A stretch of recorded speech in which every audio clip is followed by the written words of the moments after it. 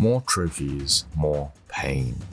Welcome to part 2 of Painful Trophy Memories, where I've been looking back at some of the most troublesome trophies in my collection. This comes along with a disclaimer that they might not have been any trouble for you, or anyone else for that matter, so expect another personal take on these experiences. Let me know in the comments, as usual, of any you would like to share, but let's get on with the ones I found horrendous. Painful Trophy Memories Part 2.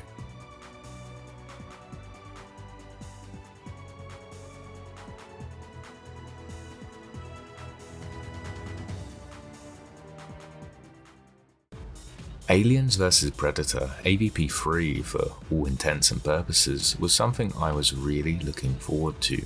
The game ended up having its problems for sure, but accomplished what it set out to do, offering 3 very unique gameplay experiences as you get to play as the Marine, an alien, or the Predator. Online was chaotic but fun, with several gameplay modes and kind of tough trophies associated with each. There are some very difficult ultra rare trophies, namely completing the game on the hardest difficulties, but one really gave me trouble.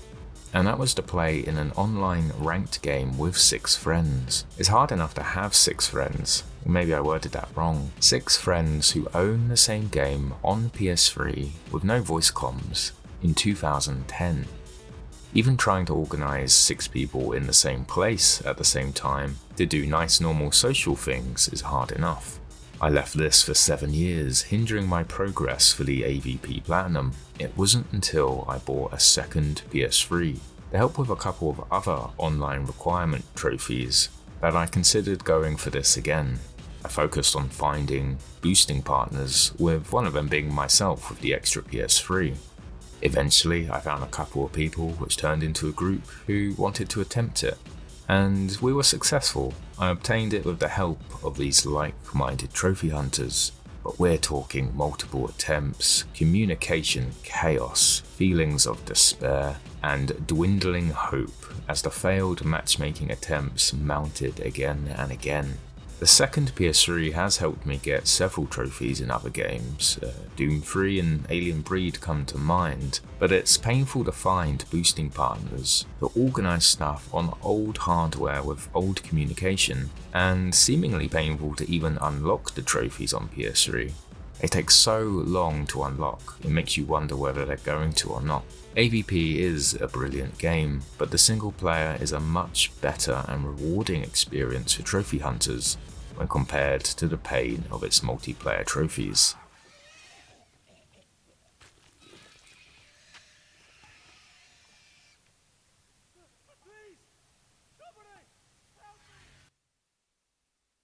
Subnautica. In the last video, I told everyone about my fear of the ocean, and how it started with Tomb Raider 2's underwater level, which I've recently replayed.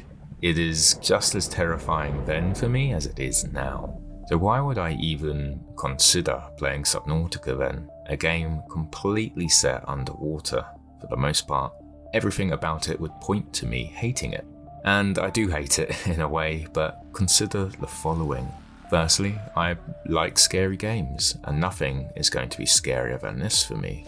I also enjoy survival games, and in Subnautica, survival mode means you must eat and drink to live. This can actually be turned off for the trophies, but I like to keep it on anyway. I enjoy the survival aspect of the gameplay. I also really like the game progression. You're basically upgrading the depths you can travel to by unlocking new suits, equipment and vehicles. I think that's really cool. I'll never forget the very first painful trophy though, getting your feet wet. After you crash land on this planet, you opened a door to see nothing but water and the crashed remains of your big spaceship. I'll never forget jumping into that ocean for the first time, the way I felt when that first trophy popped, and just looking around. It's almost impossible to describe accurately, but I'm thinking, I've got a trophy now, I'm going to have to see this through to get the platinum. I've had notice I'm only at 5 meter depth, and I know it gets much deeper, so there's already dread in the back of my mind. I've still not gone deeper than 300 meters, but that's my limit until I find better upgrades. The deepest you can go, I think, is around 8,000 meters, although I'll admit I don't know the context. And that's what I can think of when diving into that ocean for the first time, how deep it could be. In hindsight, there are many worse things than that first jump, namely my first encounter with the Reaper Leviathan. It's going to take a lot for me to platinum this, and I honestly don't know if I can do it, but I would like to try, even if it is traumatic.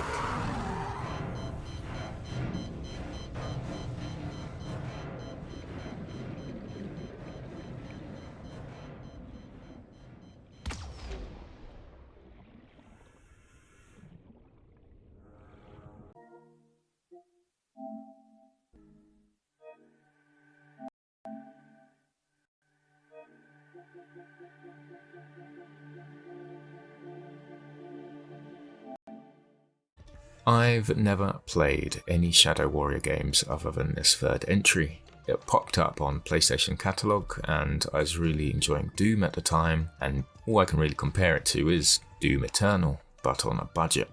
Gameplay pretty much boils down to fighting in multiple arenas with traversal segments in between. The combat is fun, fast and chaotic, as you gun down hordes of yokai rather than the Doom Hell Demons. The weapons are cool, and I enjoyed the movement and environments. The protagonist's one-liners and quips, however, can become tiresome. It's bigger than I remember. That's what she said. But at least it's a nice, easy platinum. I got it in less than 10 hours, but it should have been 5.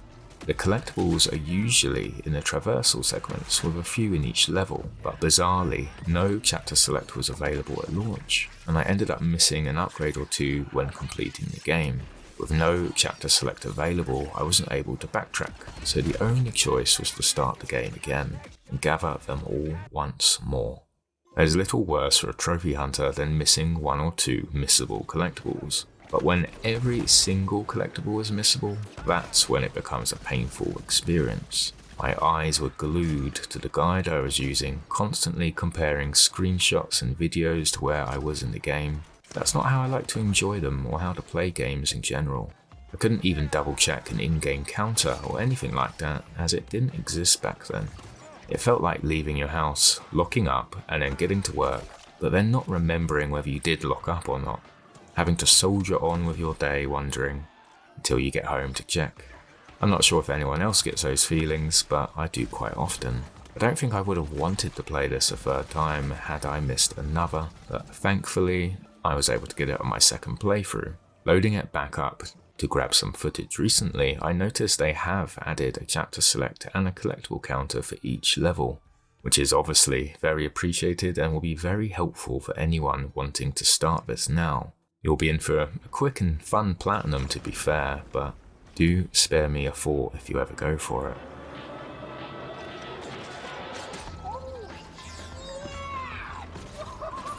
That was freaking rad. Is that a grappling hook? Everybody has one now, man. It's almost like mandatory. A game where multiple RPG mechanics exist with little explanation.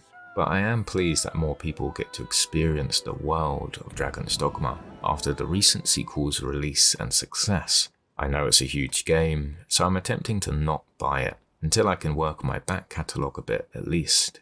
I am a massive fan of the original, having both PS3 and PS4 platinums. I bounced off the original on release, not really understanding or appreciating its unique systems and strengths.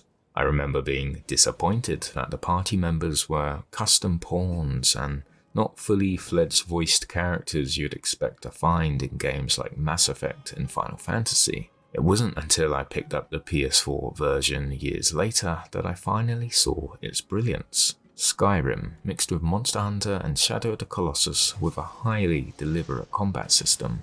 It all worked together really well. I obtained both platinums back to back, and the two versions have slightly different lists. The painful trophy though for me was the speedrun mode on the PS4, which is so deceptively named because what it actually is a no-death run. It takes your current save, your inventory and skills into a new world where you must complete the whole game without dying. And Dragon's Dogma is tough. The world is brutal and unforgiving. Poorly planned journeys will end in death very quickly. I managed to get all the way to the final boss, quite a feat in itself, an epic battle versus the giant dragon. I was feeling confident, but halfway through the fight is a QTE, which I unfortunately failed. You're on the dragon's back and you must pass the QTE to stay hanging on, unless you get flung off. I had to start the whole game again. It might have been one of the most brutal no-death run experiences I can think of. Still, it's a fantastic game even with that painful memory in mind. The end cinematic where your beloved can be any NPC with a high affinity towards you makes it all worthwhile. Man claims the sea is mother to all life. His pond is only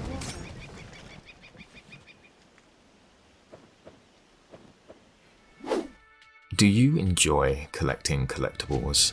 If you're a trophy hunter, probably not. I mean, don't get me wrong, I like looking at the collectibles, I enjoy the world building and the descriptions and the items themselves. I don't actually like looking for them. On my first playthroughs, I usually go blind and guideless and then do a mop-up after. This can make platinum hunting slow going and quite inefficient, as I end up missing a lot of the collectibles. But that's how I like to enjoy games, as normally as possible on the first playthrough. And do you know what I really appreciate? An in-game collectible tracker, preferably zone by zone or chapter by chapter, so then you know what you're missing and where. That's why the collectible trophy in Infamous was so painful for me. It has no tracker, you have to rely on an in-game blip like a sonar that reveals details on your minimap. Electrical points, enemies and blast shards required for the trophy pop up for a second. But that's all you get. The minimap covers a tiny portion and marks nothing permanently.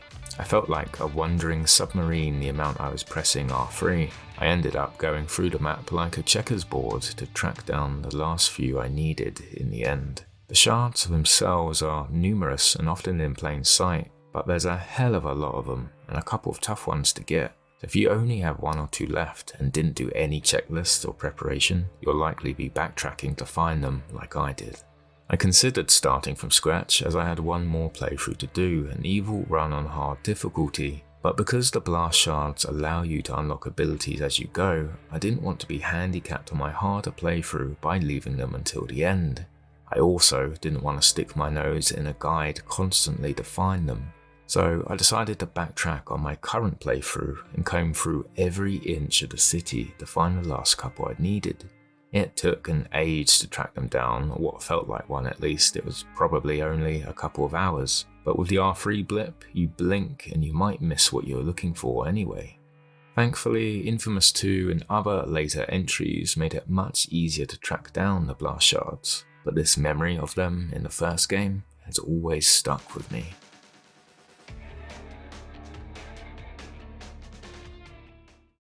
That's another 5 painful trophy memories down.